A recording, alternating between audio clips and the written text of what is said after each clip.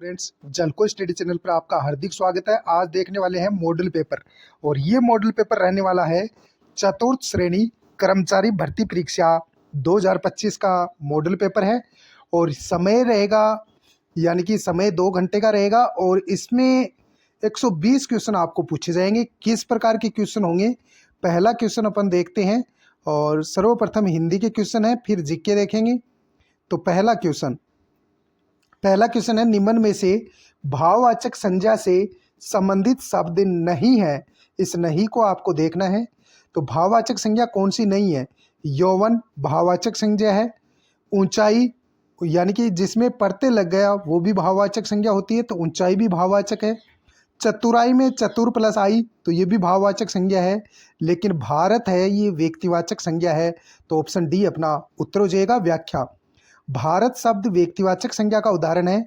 व्यक्तिवाचक संज्ञा में किसी विशेष व्यक्ति, प्राणी, वस्तु या स्थान का बोध कराया जाता है, परंतु भाववाचक संज्ञा में किसी व्यक्ति या वस्तु के गुण, धर्म, दोष, शील, स्वभाव या भाव आदि का बोध कराया जाता है।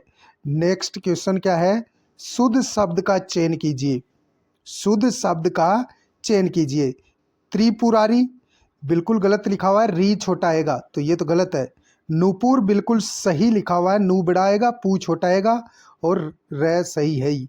पड़ोसी में एक मात्रा आएगी, ऊपर दो नहीं आएंगी, तो ये भी गलत है। परीक्षा में री बढ़ाएगा, तो ये भी गलत है। तो ऑप्शन बी अपना करेक्ट हो जाएगा। व्याख्या में देखो, त्रिपुरारी ऐसे लिखा जाएगा, यानी कि री छोटा आएगा, त्रि भी छोटा आएगा, पू भी छोटा आएगा और पड़ोसी में एक मात्रा आती है ऊपर और परीक्षा में री बड़ी आएगी। अगला क्वेश्चन क्या है? क्षणिक क्रोध जीवन नष्ट कर देता है, वाक्य में कौन सा विशेषण है? क्षणिक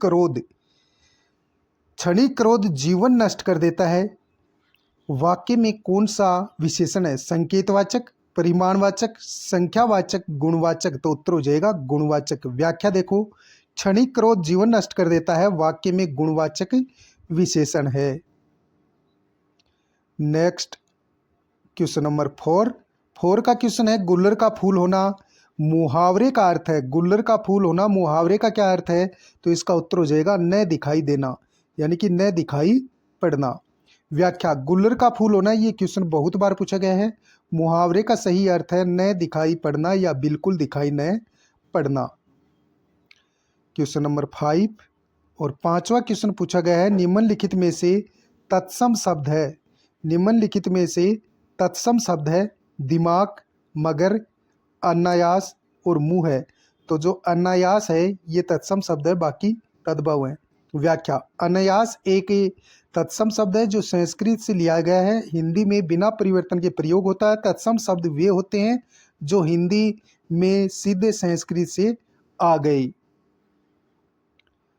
अगला क्वेश्चन है, बहुत ही शानदार पूछा गया है। प्रेरणार्थ क्रिया है, हंसना नहीं है, उठना भी नहीं है, चलना भी नहीं है, लेकिन दिलाना ये प्रेरणार्थ क्रिया है। प्रेरणार्थ क्रिया क्या होती है?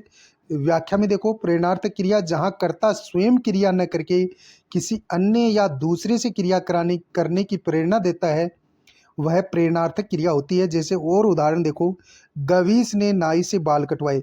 यहाँ देखो कर्ता कौन है? गवीस है। गवीस खुद काम नहीं कर रहा, किससे करवा रहा है? नाई से करवा रहा है, तो प्रेरणार्थक क्रिया है। सरस्वती ने श्रीनिधि से कपड़े धुलवाए। सरस्वती खुद करता है लेकिन खुद कार्य नहीं कर रही, श्रीनिधि से क्या करवा रही है? कार्य करवा रही है कपड़े धुलाने का। तो वहाँ प्रेरणार्थ क्रिया होती है। जहाँ कर्ता खुद कार्य न करके दूसरे से कराएगा, वहाँ प्रेरणार्थ क्रिया होगी। नेक्स्ट, हम सकल में उपसर्ग है, तो हम तो इसमें उपसर्ग है। अब हम उपसर्ग तो उर्दू उपसर्ग होता है, इस बात को आप ध्यान में रखेंगे, हम उपसर्ग उर्दू है। व्याख्या, हम सकल शब्द में प्रयुक्त उपसर्ग उर्दू है। हम प्लस सकल से बना है। हम उपसर्ग का अर्थ होता है सम्मान। हिंदी में कुछ उपसर्ग अरबी, फारसी, उर्दू आदि भाषाओं से लिए गए हैं, जैसे बद, गेर, खुश, अल, बर, हर, ला आदि। हम उपसर्ग के अन्य उदाहरण क्या क्या हो जाएंगे? हमदर्द, हम राह, हम वतन, हम सफ़र, हम जोली। हमदर्द, हम राह, हम वतन, हम सफ़र और हम जोली, इन सभी में हम उपसर्ग है। अगला क्वेश्चन बहुत ही शानदार पूछा गया है। प्रशासनिक शब्दावली में रिफरेंस का हिंदी रूप है, तो इसका उत्तर हो जाएगा संदर्भ। रिफरेंस का क्या अर्थ होता है? संदर्भ।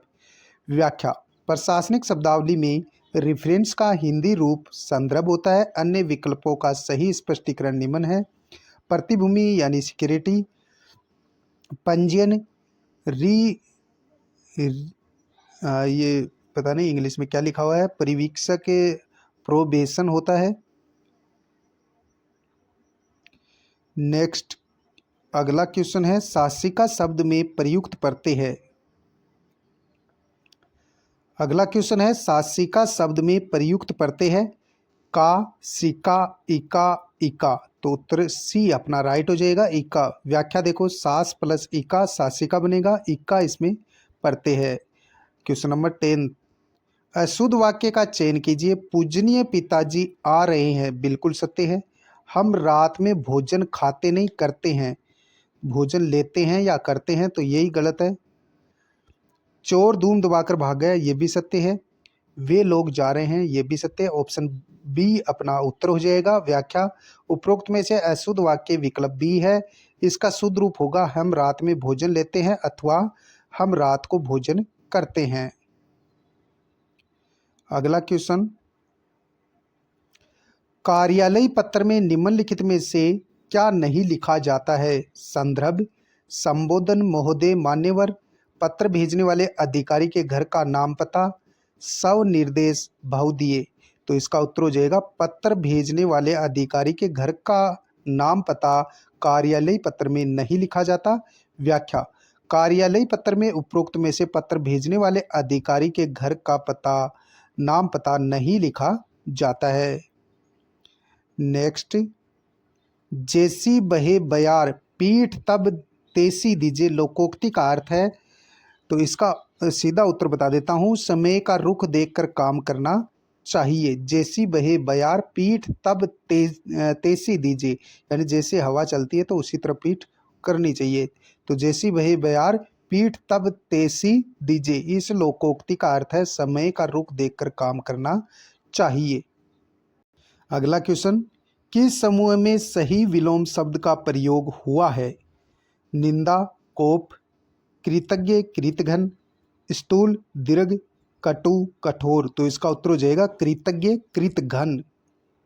व्याख्या, उपरोक्त में से कृतज्ञ का कृतघ्न विलोम शब्द सही है। अन्य का देखो, निंदा का तो होता है सतुति, निंदा का कोप नहीं होता, सतुति होगा। स्थूल का दीर्घ नहीं होगा, सूक्ष्म होगा। कटु का कठोर नहीं होता, मधुर होता है। तो निंदा का तो विलोम होगा सतुति, स्थूल का होगा सूक्ष्म, कटु का होगा मधुर।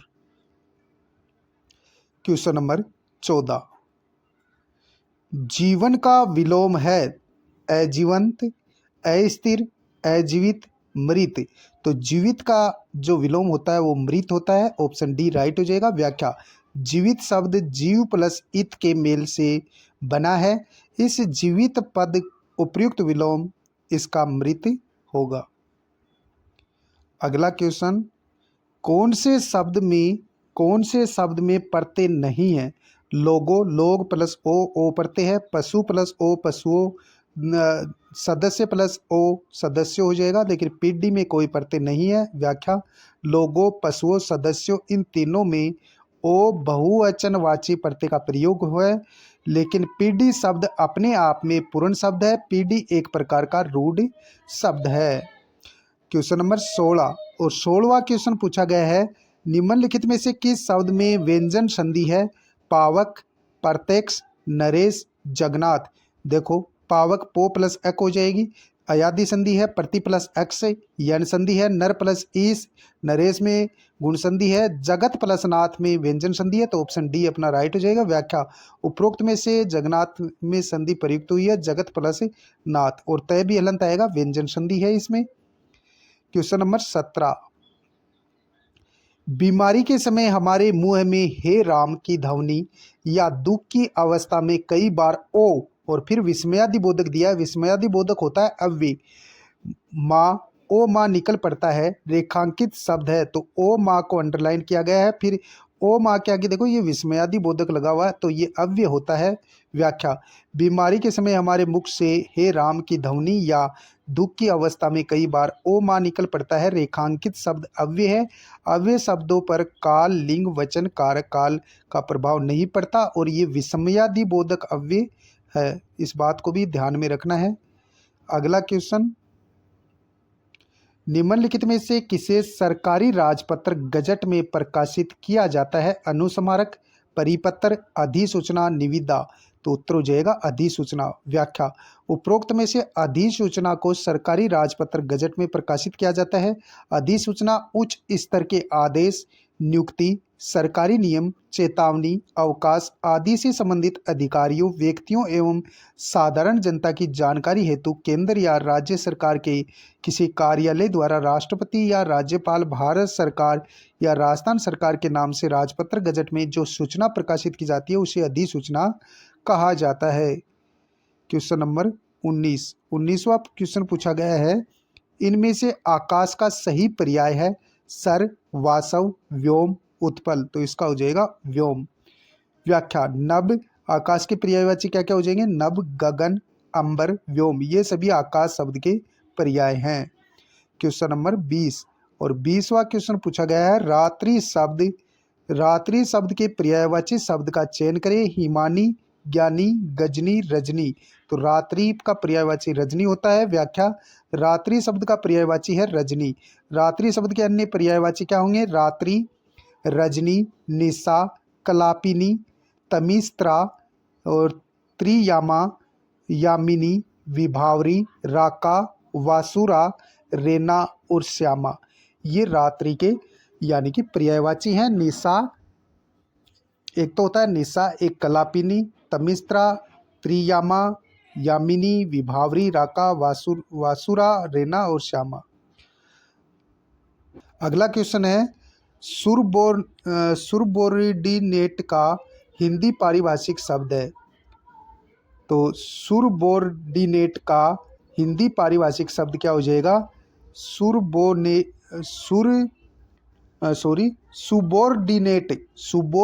का हिंदी पारिभाषिक शब्द क्या होगा? अधीनस्थ। अगला क्वेश्चन है, वह तत्सम शब्द बताइए जिसके साथ उपसर्ग और प्रत्यय दोनों का प्रयोग हुआ है। तो मानवीय, मानवता, अधीर, विखंडित। उपसर्ग और प्रत्यय देखो, मानवीय में मानव प्लस ईए, तो इसमें तो ईए प्रत्यय है लेकिन उपसर्ग नहीं है। मानवता में ता प्रत्यय है। अधीर में भी यानी कि उपसर्ग नहीं है। और इसमें अधीर में अ उपसर्ग है लेकिन प्रत्यय नहीं है।